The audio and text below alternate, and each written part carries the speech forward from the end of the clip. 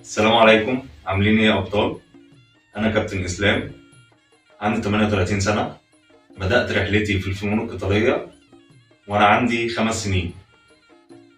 لعبت كذا لعبة، كل لعبة كنت بلعب بيها من قلبي، مش كنت هاوي وخلاص، لا، كنت بدي كل لعبة حقها. بفضل الله قدرت ان انا اكون مدرب في الاتحاد المصري والاتحاد الياباني في الايكيدو، وبقيت مدرب في الاتحاد المصري للمواي تاي، وحاصل على عدة دورات تدريبية في مختلف الفنون القتالية بشكل عام.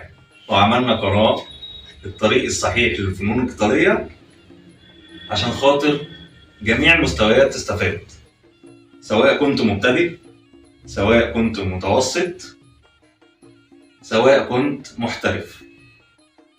في كل المستويات هتستفاد معانا، لأن هنعمل لكل لعبة سلسلة من البداية للاحتراف.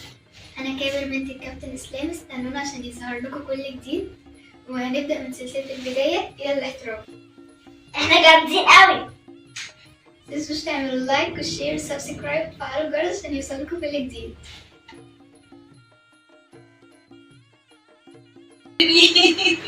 يلا اطلعي مرة واحدة وقولي احنا احنا جامدين. جامدين قوي. ايديك التانية، ايديك التانية. ماشي. يلا اقعد يلا نخلص دي وبعد كده نكمل ما بعدين. تنسوش تعملوا الشاي والليل والشاي يلا كابر. أنا كابر بنت الكابتن إسلام، تابعوا.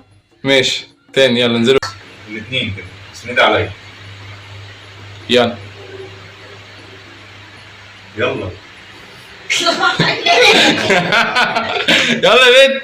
انا ولا كابر؟ اقفل المروحة صح. ايه ده؟ احنا نعيد تاني. بالعافية. ضربت بالعافية. استنى.